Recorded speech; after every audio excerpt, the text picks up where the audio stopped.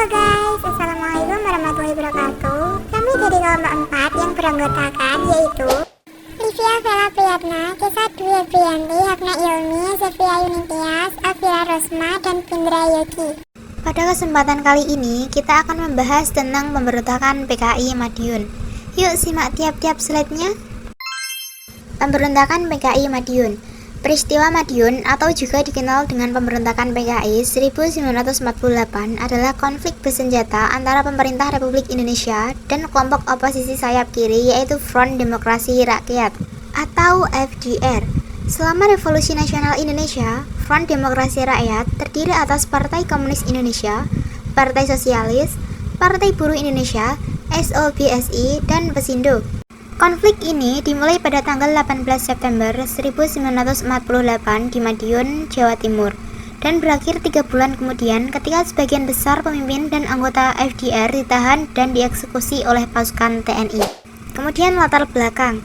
Keputusan yang dihasilkan dalam perjanjian Renville ternyata mengakibatkan penolakan sebagian besar politisi dan rakyat. Keputusan yang dihasilkan dalam perundingan Renville sangat merugikan bagi bangsa Indonesia. Sehingga Kabinet Amir Syarifuddin yang mewakili Indonesia dalam perundingan Renville dijatuhkan dan digantikan oleh kabinet yang dipimpin oleh Hatta. Tuntutan musuh: A. Menghentikan perundingan-perundingan dengan Belanda. B. Mengadakan pertukaran diplomat dengan Belanda. C. Menyediakan separuh dari anggota kabinet kepada PKI. D. Menghentikan reorganisasi dan rasionalisasi pada tubuh angkatan perang. Selanjutnya, adapun kesimpulan. Yang pertama, akhirnya rakyat memilih Soekarno-Hatta sebagai pemimpin Republik Indonesia selanjutnya. Pemerintah mengambil langkah sigap dengan mengarahkan pasukan TNI untuk menumpas PKI dan seluruh antek-anteknya di berbagai daerah. Kedua, baru pada akhir bulan November 1948, seluruh pimpinan dan pasukan pendukung musuh tewas atau dapat ditangkap. 11 pimpinan kelompok kiri, termasuk Amir Syarifuddin, dieksekusi pada 20 Desember 1948 di Makam Ngalihan atas perintah Kol Gatot Subroto. Ketiga, pemberontakan ini dipicu oleh ketegangan politik antara PKI dan pemerintah Republik Indonesia yang berujung pada tindakan militer untuk mengatasi pemberontakan dan mempertahankan stabilitas negara. Pemberontakan APRA. APRA merupakan singkatan dari Angkatan Perang Ratu Adil yang dibentuk di tahun 1949 dengan anggota utama tersusun dari tentara-tentara Belanda. Latar belakang pemberontakan APRA adalah karena ketidaksepakat atas pembentukan Angkatan Perang Republik Indonesia Serikat atau APRIS di Jawa Barat. Peristiwa Andi Aziz.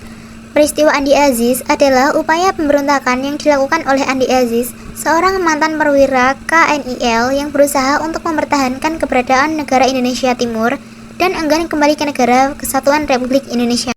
Pemberontakan Andi Aziz saat itu berupa menduduki sejumlah tempat dan sektor penting badan militer di wilayah Indonesia Timur, menangkap Letnan Kolonel A.J. Mokognita, seorang panglima teritorium wilayah Indonesia Timur. Pemberontakan RMS. Pemberontakan Republik Maluku Selatan atau RMS adalah gerakan separatisme untuk memisahkan diri dari negara Indonesia Timur. Peristiwa ini terjadi saat Indonesia masih berupa Republik Indonesia Serikat. Pembentukan RMS lantas dinilai sebagai pemberontak oleh pemerintah pusat sehingga dilakukan penumpasan. Persoalan negara federal dan BFO. Konsep negara federal dan persekutuan negara bagian BFO atau BGN-Coms Federal Overlord mau tidak mau menimbulkan potensi perpecahan di kalangan bangsa Indonesia sendiri setelah kemerdekaan.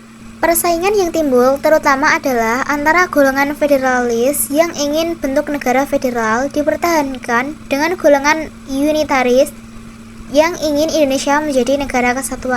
Dalam konferensi Malino di Sulawesi Selatan pada 24 Juli 1946 misalnya, pertemuan untuk membicarakan tatanan federal yang diikuti oleh wakil dari berbagai daerah non-RI itu ternyata mendapat reaksi keras dari para politisi pro-RI yang ikut serta, yaitu Mr. Tajuddin Nur dari Makassar bahkan begitu kuatnya mengkritik hasil konferensi.